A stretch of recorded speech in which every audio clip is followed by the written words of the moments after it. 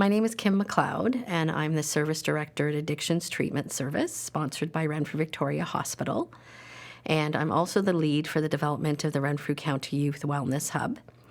I have had the pleasure of working in this field and in this role for the past 27 years. And prior to that, I do have 2 years of experience as well working in the federal penitentiary system with female offenders who are identifying themselves as struggling with substance abuse disorder. I'm really happy to say that I think there's been substantial change, and it's really specifically in terms of this piece that we're talking about today around stigma. I'll use a practical example.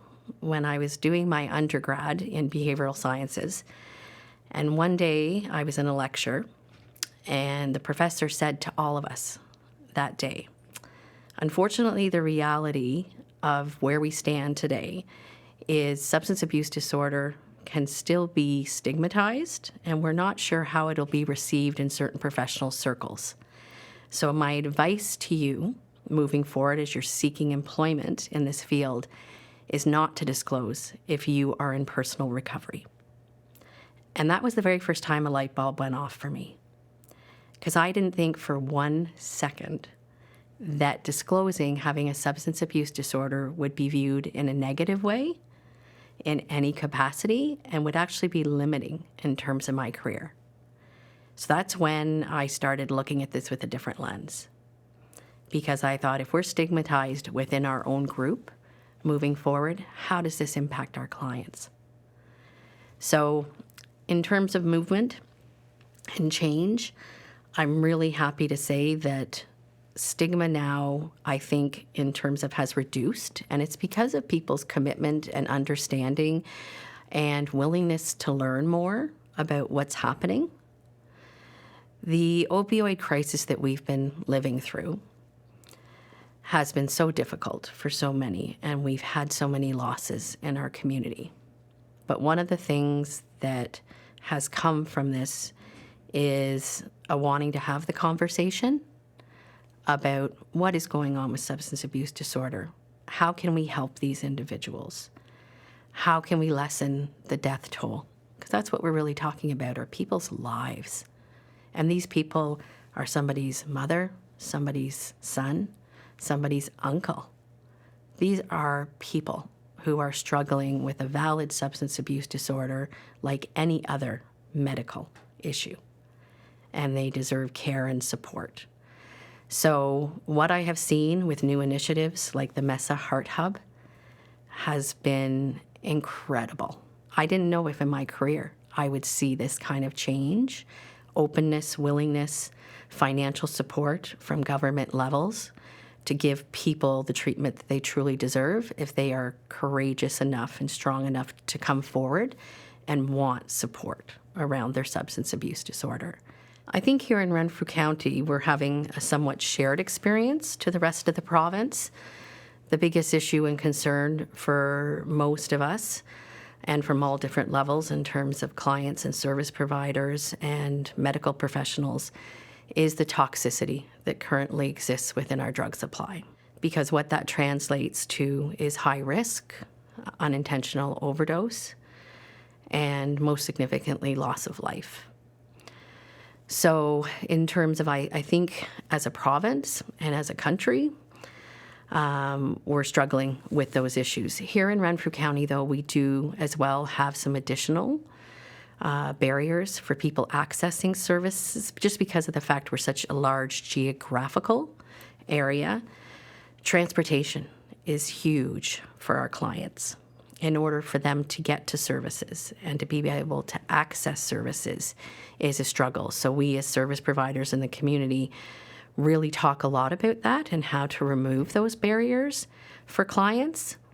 I mentioned earlier too in terms of the Mesa Heart Hub and what that's doing for our community. We were very fortunate to receive funding and approval for our hub here in Renfrew County, so we share that experience with the other areas. But what it's done is create a low barrier opportunity for clients to come in when they're ready and when they're looking for assistance and support, because that time frame and that window sometimes is very short. And my biggest fear as a service provider is missing that window. Previously, we had to fit a box in order to get a client the services they deserved and needed at that time. So mental health was the focus. If we divulged there was substance abuse disorder, it sometimes excluded them from criteria in being able to access services. So that's changed. There's an awareness and a willingness to have a discussion about concurrent disorder treatment, because we know that a large portion of individuals struggle with both simultaneously, and they need to be addressed simultaneously, not separated. But we also need those areas of expertise to be there to share that information, right, about those two different areas. So now in terms of in Renfrew County, there's been huge strides in terms of a willingness to get further education about substance abuse disorder and concurrent disorder. And that's making a huge difference, because that's the first step, I believe, truly, in terms of reducing stigma, is education. If people are educated or not educated, it makes a huge difference in how they proceed. But then the next step is, once we have the opportunity to educate people about what is substance abuse disorder and how does it impact people and how do we move forward in treating and supporting them, is then we need to, as service providers, to look at our own personal biases. What do we bring to the table? If I could, I'll use an example, because I love statistics and data. I think they're so important. But what resonates with me is, again, what people tell me and what I've experienced myself. So in the past, I had brought my son in for a medical emergency to a local hospital.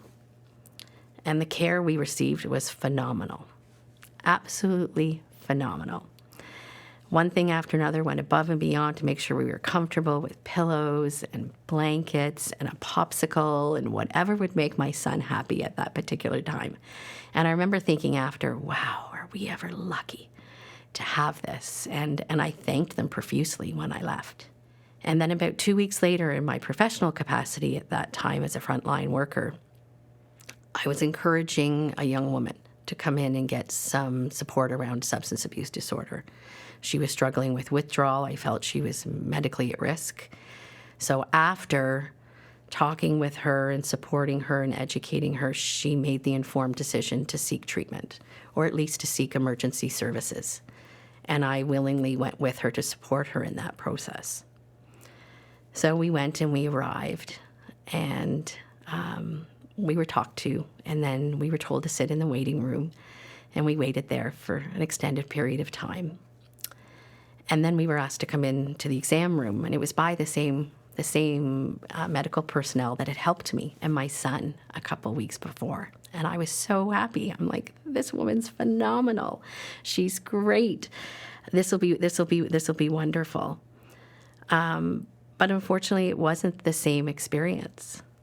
It was very curt. It was very short. It was questions that seemed a little invasive and very personal from my perspective.